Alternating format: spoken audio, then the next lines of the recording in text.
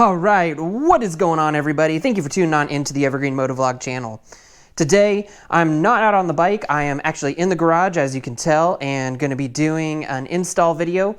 It is 32 degrees outside, been raining and snowing all week, and yeah, just got to stay indoors this part of the year. But yeah, going to be doing an install today. Got a good one for y'all, so stick on around and let's get into it.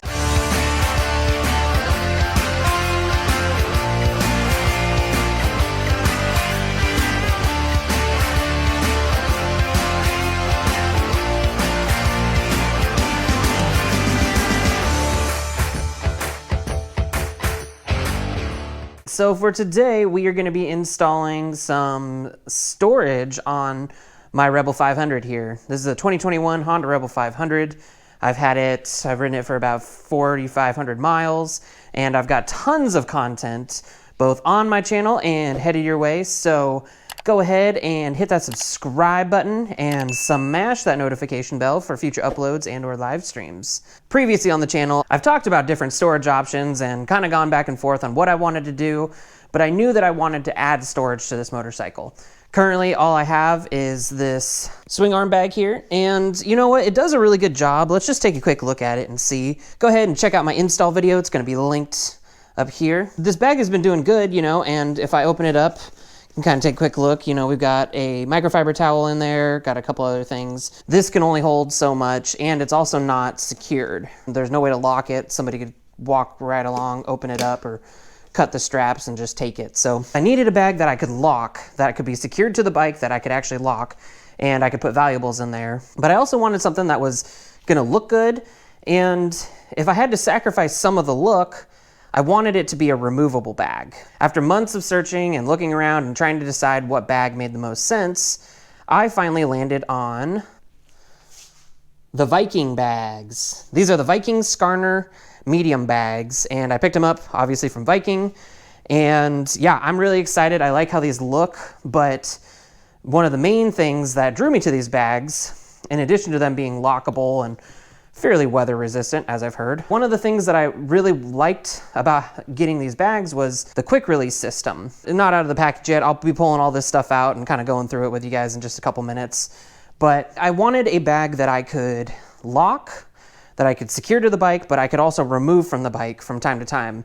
If you guys follow my Instagram, which I'll go ahead and link it right up here, you know I do like to take pictures of my motorcycle, and I wanted to be able to remove those bags if I didn't like the look of the bag for certain photo opportunities. Additionally, even if they are water resistant, I still wanted to be able to have a saddlebag that I could remove so that when I go to wash my bike, I'm not just blasting it with water. Go ahead, check out some of my previous videos. I'll link them all up on here. One of the things that I was looking at that took me a while to figure out what bag I wanted was Viking actually makes specific bags for the Honda Rebel 500. It's also for the 300 as well. And I almost purchased those bags actually, but I found out that those bags weren't compatible with the quick release system that Viking offers, which is really strange, but I think the big reason is because those bags are extra large and they have these shock cutouts. So like the bag, I'll flash a picture up here to visualize kind of what I'm talking about, but the bag basically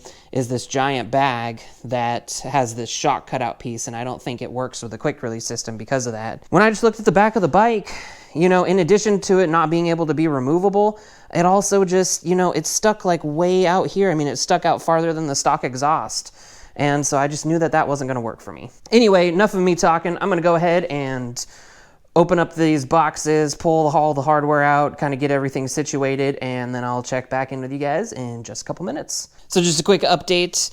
This is all the hardware that you get with the saddlebags. So if I had just purchased these saddlebags on their own, this is all the hardware that I would have gotten. These are universal bags. They should, in theory, work with tons of different motorcycles. And again, the reason I went with the universal ones over the Honda Rebel ones, at least for, you know, the Rebel 500 and 300, is because all of those bags had that shock cutout that wasn't compatible with the quick release system. Yep, just got some hardware here, and I'm gonna set all this stuff to the side because I don't think I actually need any of it. If I just wanna take a quick look at the illustrations here. So I could use this hardware if I wanted to just mount the saddlebags directly to the motorcycle. But like I said, I wanna be able to pull them on and off very easily, and so that's what the quick release system is for. And so I think I just need to mount the bags to the quick release system, which it has its own hardware. So I'm gonna go ahead and keep all this handy just in case I need it or if I ever need it in the future. But I don't think I'm gonna need it. And I went ahead, I picked up these bags finally. There was a Black Friday sale that was too good to pass up. It looks like about once a month Viking puts all of their stuff on sale by 25%. And for Black Friday, it was 30%. So it was a nice little extra 5%. So I picked up the bag, which was like, the bags were $199. Quick release system was $159. So, you know, that minus the 30% plus shipping. So it wasn't too bad. As I was doing my research and looking through things, if I was gonna get a cheaper set of bags, I still needed to get hardware to mount the bags. And most of the options I could find online, Amazon, what have you, didn't allow me to mount the bags directly to the fender bolts. So that's how these Viking bags work. We're gonna pull these bolts off and we're gonna mount them directly to here. And a lot of the saddlebags are throw over saddlebags. And currently I don't have a passenger seat. I don't really plan on having a passenger on this motorcycle. The issue I had was, I don't want to spend money on an extra passenger seat that I'm never really going to use. All right, so quick release systems are in these bags here. The parts are kind of all over the place, so I'm going to organize this real quick. There we go. That's much better. So it looks like these quick release systems come with these little mounting brackets, and then the ones that that are for the locking parts come in there all locked up. Basically, this whole thing here, which unfortunately is kind of heavy. It's one thing just kind of right off the bat, I wasn't expecting these and the bags to be as heavy as they are. And so it is going to add weight to the bike. This feels like maybe it's in the 7 to 10 pound range. Bags are probably about the same. So let's just say 15 pounds, an extra 30 pounds to the bike. That's probably about the weight I got off of the bike when I took this stock exhaust off. Let's pull things apart and see where we're at. Gonna need a screwdriver, gonna need a power drill, a marker, and a wrench, 13 millimeters. So it should have the docking posts. That's what these are. Check. Got the locking nuts. Check. Bolts. I feel like I'm missing stuff. Yeah, I'm looking at this and this says bolts B and C pack times 8, but I only see 4. Did Viking screw up? Did they not send me? Ugh, that would be so crappy. All right, well, I'm gonna look through the other bolts and everything I have. All right, so I don't think Viking messed up totally. It seems like maybe they messed up partially. I have these brackets here. So this is gonna sit up against the fender on the motorcycle. And then when I put the system on, they're gonna slide in there. And that key's gonna turn, and bada bing, bada boom. They're locked in there. Where I think they might have messed up a little bit is they didn't provide any longer bolts for these to mount to the fender. And it specifically says here that there's bolts. So I don't know if that's just because somebody screwed up or if it's because I was already getting bolts from just purchasing the bags. I don't know exactly what the case is with that, but either way, I think I have everything I need. So I'm gonna go ahead, pull it all out, and then yeah, let's start working on pulling these bolts off. All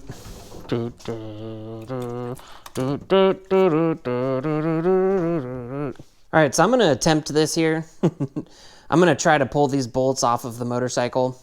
I've heard that these are really, really, really, really fragile and can break really easily. Just keep that in mind. I'm gonna try to be gentle. Hopefully I don't actually strip it. But yeah, let's see what happens here. Oh no, there isn't. Okay, I thought there was a nut, but I don't think I feel a nut in there now. That's what she said. These nuts.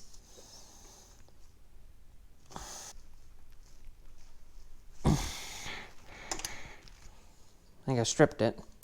So I'm gonna figure out how to pull these off a little bit easier. A few moments later. All right, so some of you might know just how much of a pain in the ass it is to pull those bolts off, but if you don't know, let me show you.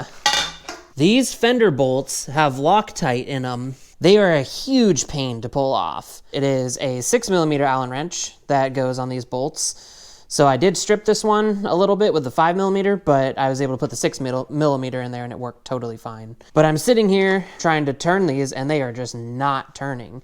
And so I went to the Honda Rebel forums, the Facebook page, and, you know, some people are saying an impact drill, some people are saying just, you know, get a Dremel and cut it off if you really had, you know, got into a pinch. Then I saw a comment where somebody said use a pipe, and all you need is just more leverage. With the right leverage and the proper application of strength. I'm not a physicist, but there's some physics law out there that says if I'm pushing here, I've got to use more force than if I'm pushing out here. So, of course, the only pipe I have is the end of this American flag that I need to hang once the weather gets nicer. And so, basically, I slide it on here, and I was able to get the first 2 bolts off. So I got 2 off, 2 to go, so I'm going to do those real quick, and hopefully I don't run into any additional issues. And I'm going to do this, and I'm going to just try to be slow and careful.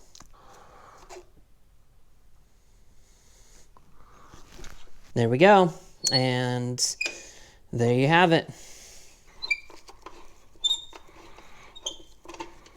All right, and let's do the second one.